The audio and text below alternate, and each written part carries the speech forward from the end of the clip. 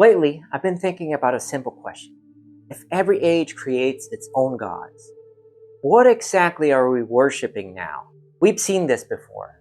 First the idols, then with the saints, then consumer brands.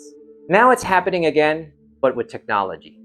The things we've created are starting to shape how we see, how we think, and what we believe. Often more than we realize. This new body of work that I've been developing grows out of that question.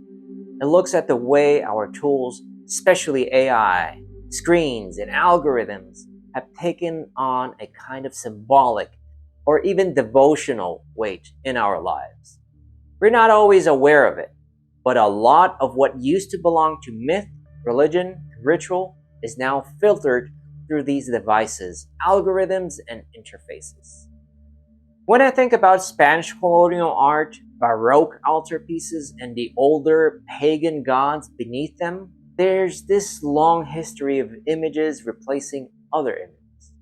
One belief overriding the last. What I'm exploring now is how that same process continues today, except the new icons are digital, corporate, or algorithmic. They form a kind of modern pantheon, whether we call them gods or not.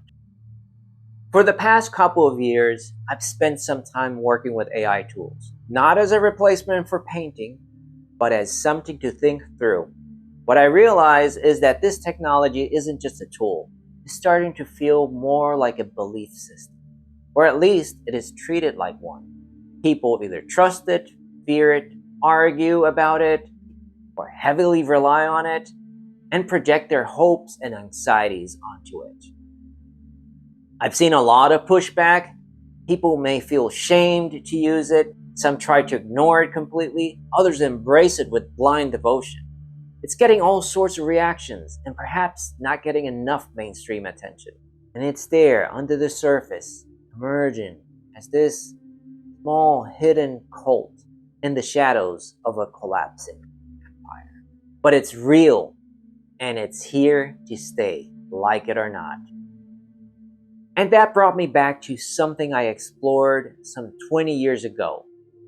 In 2006, my MFA thesis at the Savannah College of Art and Design was titled ICONsumer, Icons for a Consumerist Post-Colonial Age.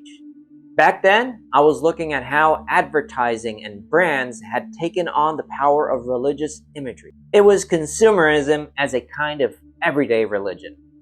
Now, 20 years later, I'm realizing the next step of that evolution, technology as theology. The new icons aren't just saints or corporate mascots. They're embedded with algorithms, interfaces, and digital systems that quietly shape our inner lives. So yeah, from 2006 and looking forward to 2026, 2 decades separating icons of consumption from icons of computation. I've gone from post-colonial critique to post-human reflection. But it's the same impulse. It's the same question I've been asking all along.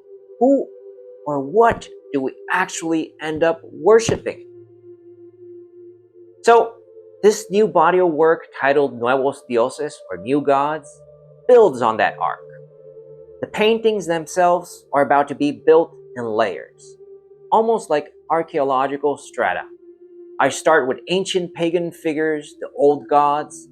Then I overwrite them with Catholic iconography derived from Spanish colonial art, the imagery I grew up with back in Puerto Rico. Then fragments of consumer culture that I also grew up with. And then the final veil, binary code, and the patterns of the digital world. Each layer is visible enough to feel like a memory, like a ghost beneath the next one. None of those layers fully disappears. They all bleed into each other. Because that's how culture actually works. One system replaces the last, but never completely. I'm not trying to praise technology here or condemn it. This is neither a doomsday or miracle story.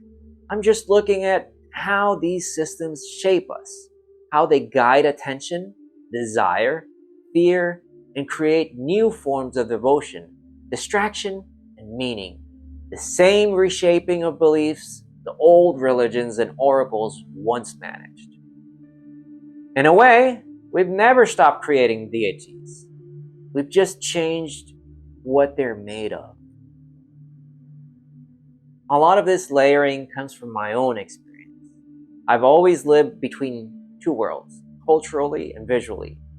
Part of me is shaped by this Catholic and colonial imagery from my childhood years back in the island, and another part by the older myths and symbols that were underneath all of that. Then later came the American consumer culture, which was also part of my childhood experience back in the 1980s and 1990s, and now the digital world we all moved through. So the work ends up carrying that same mix. It's hybrid because I'm hybrid. And these images overlap in the same way that my own history overlaps. So this work in the end brings together new retablos, triptychs, and larger altarpieces that draw from Spanish colonial forms, but speak to the digital age we're in right now. Still oil on panel, still rooted in tradition, but looking straight at the present, being mindful of the new influences, the new power structures that are informing our views and understanding of the world around us and ourselves. So I'm grateful to Jana Gottschalk and the Nuevo Mexicano Heritage Art Museum in Santa Fe, New Mexico for supporting this project, and I look forward to sharing the full exhibition details for 2026 when the time comes. Until next time, peace.